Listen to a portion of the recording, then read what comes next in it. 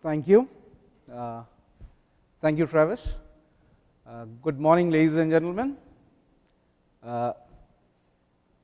First of all, I must thank Realization for inviting me over here.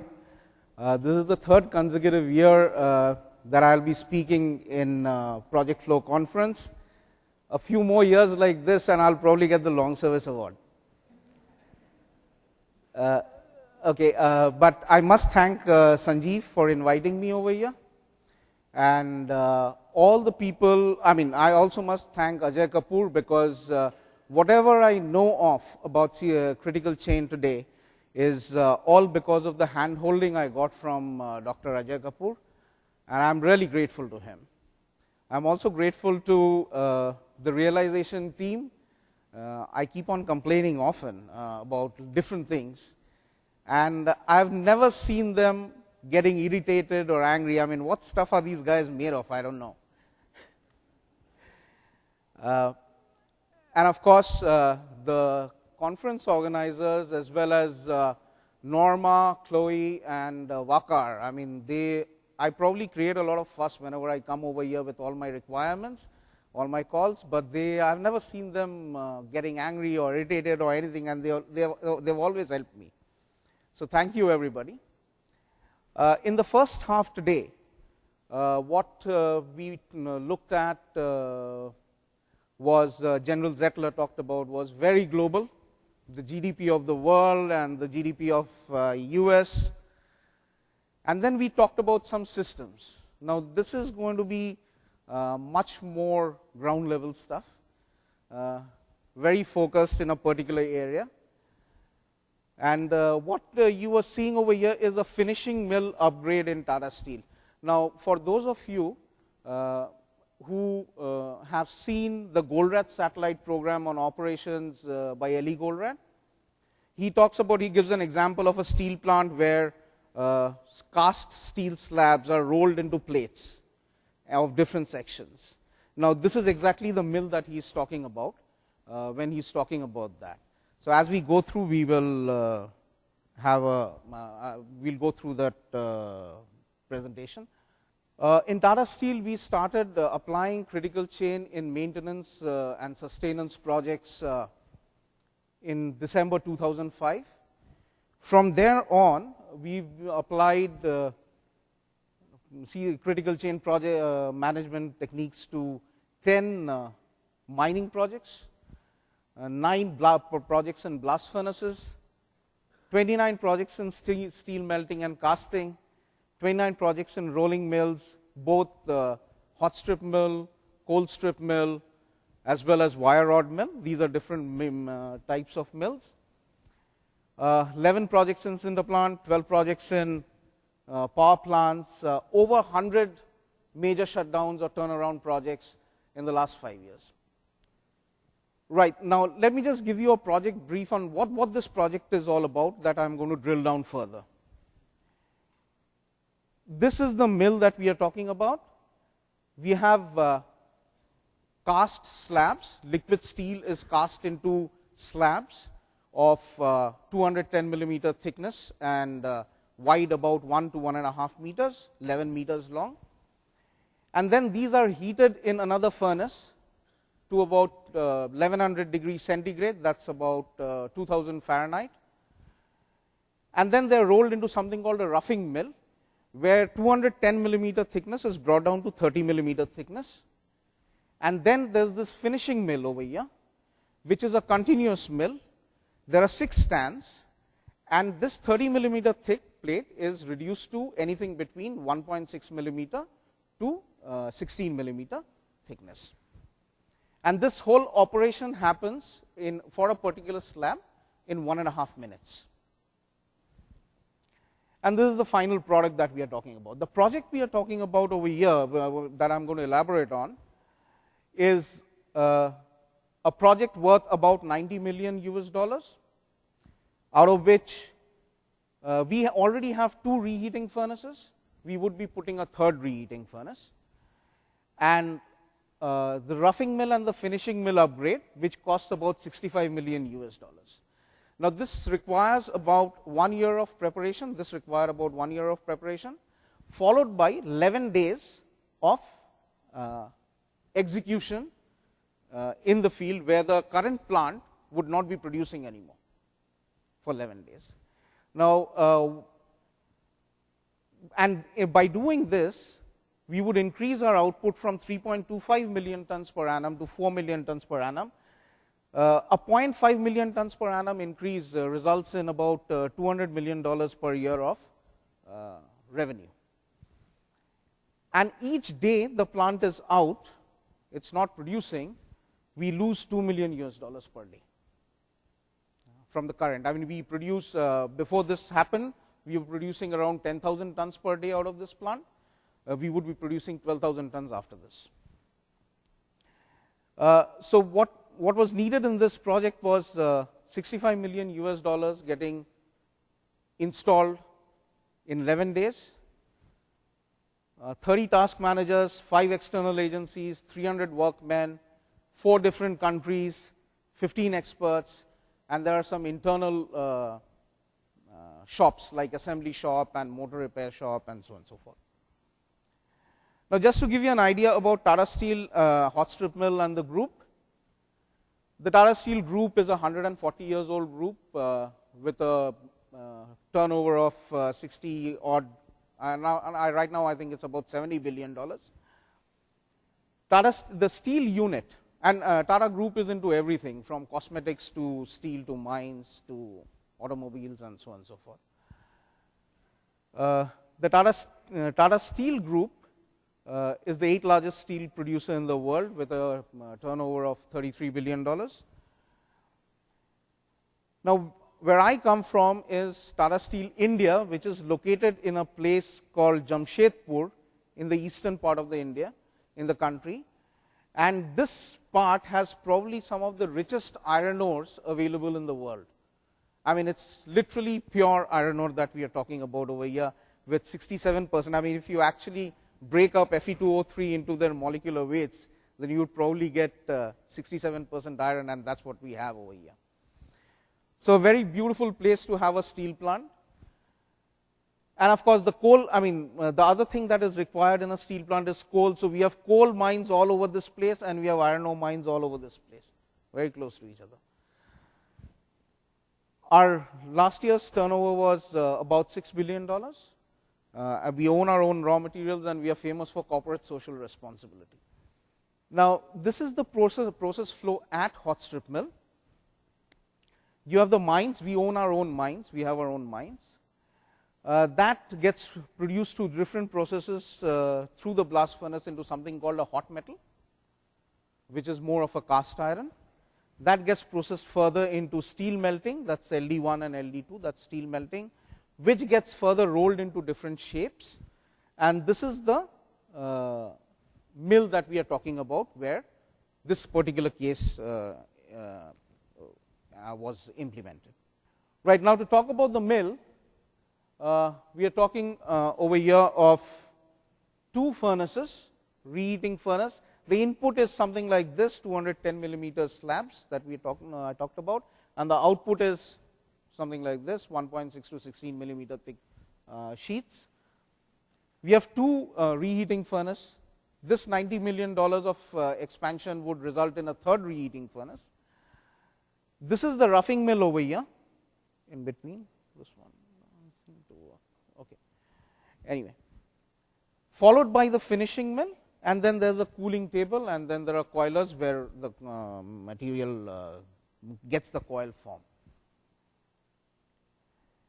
Now, in the past, when this mill started, it was a 1 million ton mill per annum. We improved it to about 2 million tons, and then there was gradual improvement by product mix, by increasing average coil weight. We got it up to 2.87. Then we had this electric upgrade, which got us to 3 million plus. Now, when this electric upgrade happened, that was the first year we had applied the critical chain in this plant over here. And then it remained stable at around 3.27 million tons, and with this investment, it would go up to 4 million tons. Right. Now, why this investment in the first place? Now, as General Zettler was saying that India is growing at a phenomenal rate. Now, steel demand is going at 12% growth rate, average growth rate. Now, that's crazy. I mean, in 6 years, you need double the capacity of the country than what we have today. Now, but then there are a lot of socio-political reasons for which a greenfield expansion is very difficult. So what you need, a brownfield field expansion is much easier. And so it made a lot of sense to increase the capacity of this mill rather than put up a greenfield expansion. Now, this shutdown would take 11 days for this upgradation to happen. And the throughput loss would be around $2 million per day. So if I can manage to save 1 day, that's $2 million for the company. And what we needed was also, in order to fulfill the annual business plan of production, there's a measurement for all these mills which is known as net operating hours, which is availability. And availability, we needed an availability of 6, 7, 7, 8 hours for the entire year. Now, this could be achieved, and there are regular stoppages of the mill, I mean periodic stoppages of the mill, that's necessary. One of the things that would help us achieve it is 9 days of shutdown. Right, what was the scope of shutdown? I am just focusing on the finishing mills. I have showed just 5 stands over here because that's where the changes happen. The 6th stand did not have any changes. So what we were changing were the gearboxes and the F3 motor. And there were a lot of dependencies within this. I'll talk about the dependencies as we go along. Now, when I talk of these gearboxes, each one of them weigh about 45 tons. So you just can't pick them up and take them somewhere and then put a new one in. Right, now just to give you a scale of things, give you an idea of scale of things, you know, the roughing mill that we are talking about, you see these two people standing over there, and that's the size of the mill. Now, this is the mill part. To support these, the drive part is behind a wall, and that had to be taken apart and sent back, some to repair shop and others to just take it away and put back new stuff into it. And these are the finishing mills that we are talking about, and these are some of the motors. Now, these mills require to exert a load of about 40 meganewtons. The motors driving them put together require something like 30 megawatts of power when they run. Now, the city that I belong to, Jamshedpur, consumes somewhere around 550 megawatts in all, including all other industries. There are lots of industry over there. All our industries put together is around 550 megawatts, and these few mills put together consumes about 10% of the whole power. So that's the size we are talking about over here. In terms of motor change, what are we looking at? We are looking at first remove the covers, and this is all of 30 megawatts. So the entire weight is about 60 tons of this motor. Remove the cover, take away the bearings and the couplings, take away the field bodies, and then the armature, and then put them back again. Right, and this had to be done in 65 hours. Why in 65 hours? I'll talk about it as we go along. Now, so what does the thing stands like? You know, the motor part was being done by Teco Westinghouse from Britain. The gearbox part was being done by SMS Demag of, I mean, these are people who are very common, contractors or suppliers who are very common to steel plants, was being done by SMS Demag in Germany. And the automation level was being done by Convert team of US. So you had different countries, and getting all of them together was a big problem. Now, when the plans got made, people thought this is the way the project would happen, and this would take 11 days. Now, obviously, in this there is commissioning of 54 hours. Now, you really don't know what's going to happen during commissioning. You can't really predict that. So you can't do much about it. So this is gone. When we got the people together, Teco Westinghouse and SMSD, we realized that this job can only happen after this. Otherwise, there would be major alignment issues. So 11 days, no way. Now, this is where it comes in. In order to get it to 11 days, the only way we can do it is if the motor work can be completed in 65 hours. Then we can bring it back. So if you take that out, then all that we are left off with is uncertainty. Now, that's dependency, and the other one was, the entire place where all these motors are there is a room of about this size, maybe twice the length, and you have all these motors, and with all these motors you can't put in some extra cranes. There's only one EOT crane in the motorway on top. Now, this crane had a load distribution in terms of loading of crane had a load distribution like this. Now, obviously, it gets booked for 7 days, but in between there are days where you need twice the crane capacity. Now, this was a big issue, and there wasn't enough space to actually get in another crane. And we are not talking over here of small size cranes, we are talking over here of cranes which can take in 50 to 60 tons of weight.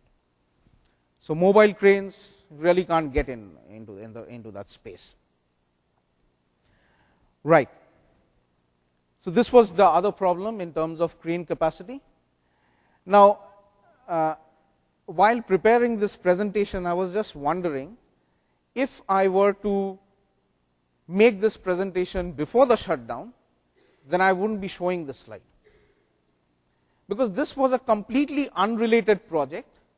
Some pipeline being brought in, this is about a 3-kilometer long pipeline, that's 2 meters in dia. And this is a new gas pipeline that would be needed for the third furnace. And for this shutdown to be up, the last part of this pipeline was connecting it to some of the lines of our current furnace. Right? So unless that connection is made, there's no way that we can start the current furnace's operation. And if that doesn't happen, it doesn't matter whether the mill starts or not, anyway the plant can't start, because you need the furnace slabs to be heated. Now, how did this interfere? I'll talk about it later. And of course, there were 6 companies involved, 4 countries involved, a lot of disciplines, all the disciplines that you can think of. And there were these efficiency driven practices. Now, even with 4 to 5 years of experience in critical chain, if I need a resource and I don't have it, I'll try my level best to ensure that when I have it, I'll keep it. So what strategy did we evaluate and adopt? The first thing was to evaluate whether this project is actually feasible in 11 days. For that, we had to change the F3 motor during shutdown. But then we also had to change F2 motor at some point of time. So this was a good opportunity. We took up F2 motor and we wanted to check whether it could actually be replaced in 65 hours. Dismantling took much less than what we had estimated, but then alignment and all took much more than what we had estimated. All put together, we could understand where are the pitfalls, what are the areas where we can get stuck, and there were obviously actions taken to prevent it from happening. The other was crane as a resource. Now, my experience says that you might say, okay, at the end of the day, it's 71% of the total duration. But then during commissioning, anyway, you don't need the crane, so that goes off. But even at 71% of any resource capacity booking, it's very, very high to manage. So what we did was we staggered the crane usage in such a way that we could evenly distribute it over a certain, we first did an early start, early finish. That's what you saw in the previous graph. We looked at late start, late finish, and we realized that there was day 4 where there was very less crane usage. So we managed to stagger some tasks into that area. Then the big one, that we had to change the rules. Now, in terms of crane usage, the rule that we put in place is only one man decides where the crane will go. Now, that was not too difficult.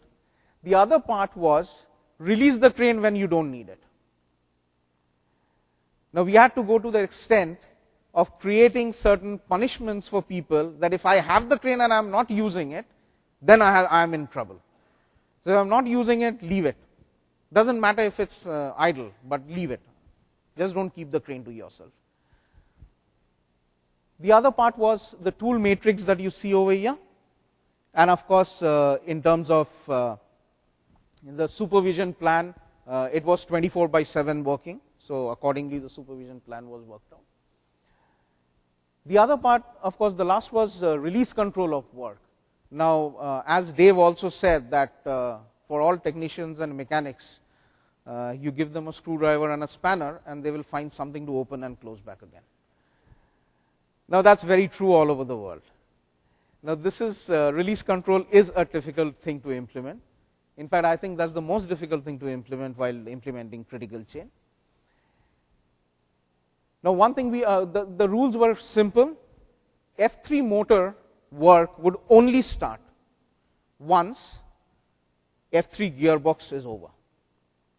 If F3 gearbox is not over, then F3 motor can't start. If people are sitting idle, they are sitting idle. The second one that we put in place was F4 gearbox and F2 both need to be sent to the shop. Now, what we realized while allocating crane was that I can work on only two gearboxes at a time. Otherwise, I would require more crane capacity. So, that's something we implemented over there. And the third was that F3 motor work can only start once RM motor work is completed, roughing mill motor work is completed. Now, with these rules we started off, and the interruptions that we came across, the first interruption was itself on day one. Now, when you see the trend graph of this project, your instant reaction will be, how come the entire project is in green, it never went to red. Now, let me tell you this, we had nightmares during the day, but fortunately we could resolve all these nightmares within that same day, so the curve remained in green. There were these old foundation bolts for the gearboxes. Now, these foundation bolts, there were 20 odd of them, and we had to replace them to put the new gearboxes, because the new gearboxes were of higher capacity. So, we had got 20 bolts. Now, these 20 bolts worth over $1 million. So, that's the size of bolts that we are talking about. And when we tried to take out the old bolts, they wouldn't budge a millimeter. Now, after 3-4 hours of trying to take them out, at only one bolt, forget the rest of them, we said, okay, let's take out only one and see what it takes. We actually gave up, and at that point of time we thought that did we take a wise decision in trying to upgrade this mill any further? We woke up some Germans in SMSD and then got them on the drawing board and asked them that, can these bolts last with the new gearboxes? So, they got back to their calculation. They kept on telling us what all tests to be done on these bolts so that the new gearboxes could be fit. So, all this happened within 5 to 6 hours, and fortunately the old bolts would work fine. So, we let them remain over there and fit the new gearboxes on the old bolts. That way we actually saved a little bit of time. Had we taken off the old bolts out, then we would have had to redo the foundations. So, we saved a little bit of time over there. But then what really worked over here was quick decisions.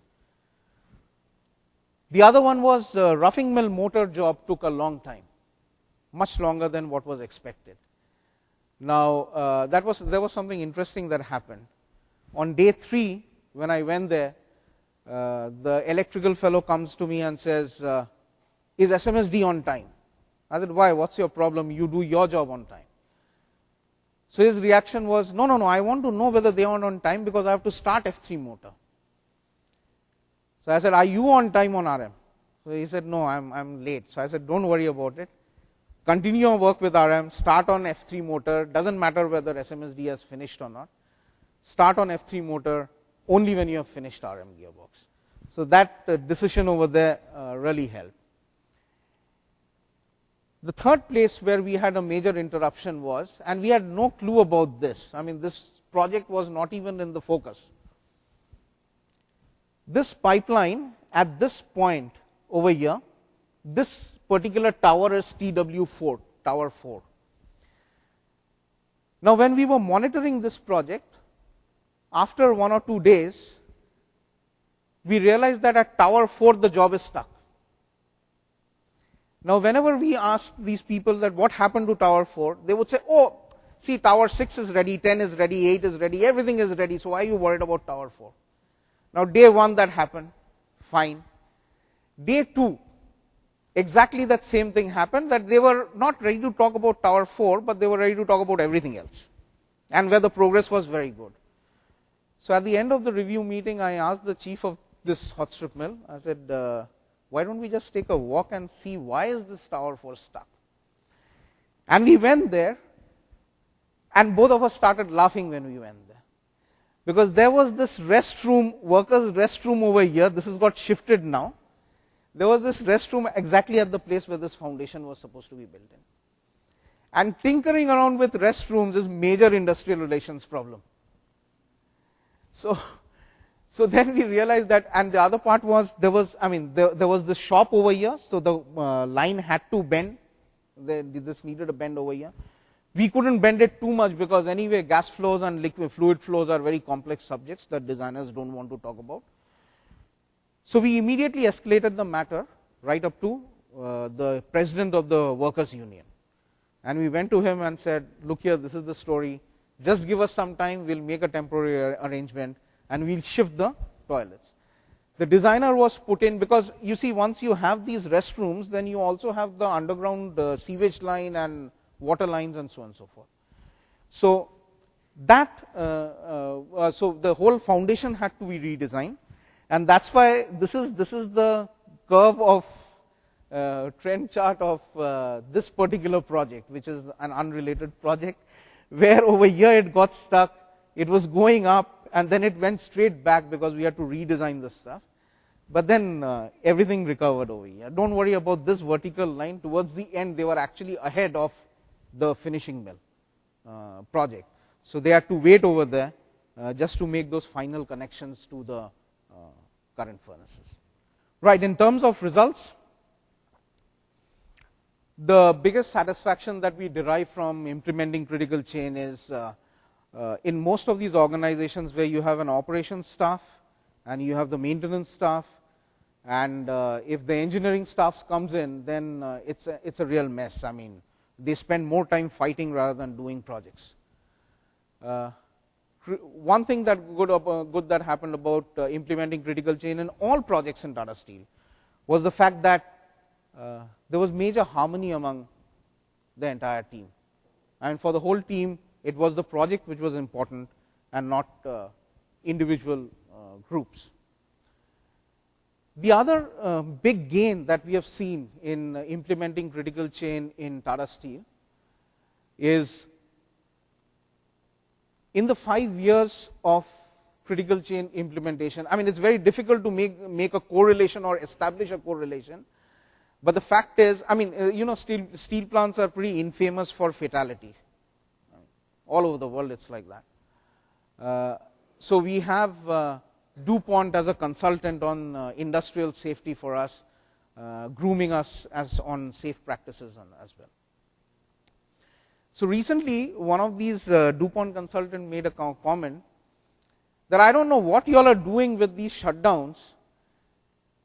5 years, so many shutdowns across the plant, not one fatality, not one accident. So you all must be doing something good. Now, I don't know whether it's because of critical chain or not, but it could be because once you start having low WIP into the system, then you have less activities going on at any point of time, so less chances of accidents. This, of course, the results of this particular project was 9 days was the target. 11 days was the original plan. We achieved it in 8.8 days. The trend chart is all in green, but then if you also notice, it's also gone to that minus time over there. So at some point of time, we actually had to update saying that no, we can't do it in this time, within this time. As a result, last year we finished at 3.65 million tons. This year we will finish at around 3.87 million tons, and next year we will cross 4 million tons. In terms of NOH, net operating hours or availability, these are the benchmark levels, and we are at 6690 last year. So that's slightly better than, we didn't achieve our target, but then we are slightly better than the best in the world. In terms of savings, those 2 days saved us $4 million.